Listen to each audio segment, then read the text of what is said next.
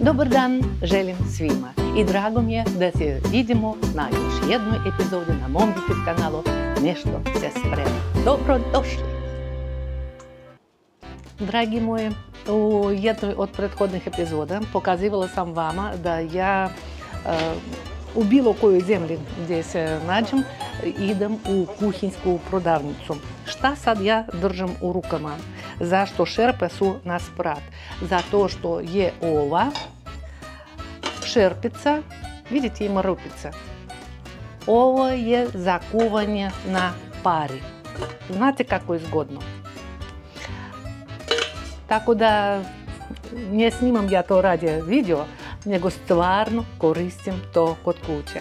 A šta ću ja danas da spremim? Skušu. Znate kako će biti nežno, kako će biti ukusno. Bez zuba možete da jedete. Ajmo. U šerpicu, osnovnu šerpicu, ja sipam vodu.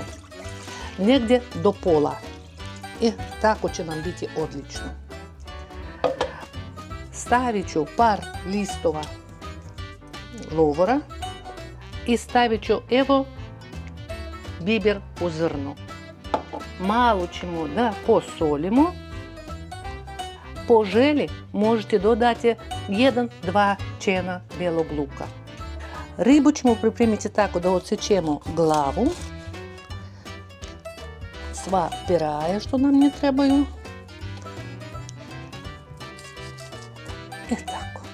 I sad ćemo da posjećemo na komadiće.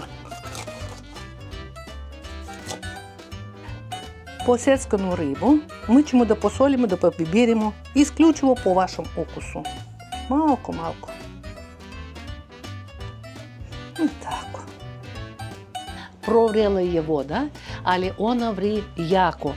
I onda ja ću sad malo da stišam vatru i pokazat ću dalje korake kako se sprema skuša na pari. Obratite vašu pažnju, voda vri na umjereno jakoj vatri, a mi ćemo sad da spakujemo skušu. Da se ne bi riba lepila za posudu u toku kuvanja, ja ću malko da je namažem sa uljem. Sasvim malko. I sad ćemo lijepo da spakujemo našu ribu. I opet obratite vašu pažnju. Najbolje ribu staviti na nekom odstojanju jedno od druge, da se ne bi oni lepili u toku kuvanja. Eto tako.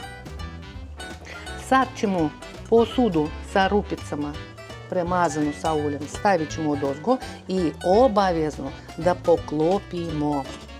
Stavimo tajmer na 15 minuta, pa ćemo da vidimo.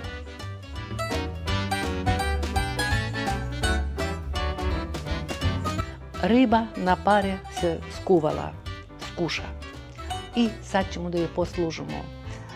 Obratite vašu pažnju, čak i kad vadim to iz šerpe, osjetite, vidi se pod rukom, vidite kako već se raspada, kako je nežno, kako je lepo, predivno nešto. A kakva aroma pliva po kuhinji, ovo je nešto nevjerovatno. I vidite kako bijelo, nežno meso. I malo ćemo da ukrasimo sa zelenišom, malko. Da sačuvamo aromu ribe. A stvarno, narode, ako iznenada imate goste na pragu, 15 minuta i to je to. Spas! Narode, ovo obavezno morate da probate. Ovo je predivno.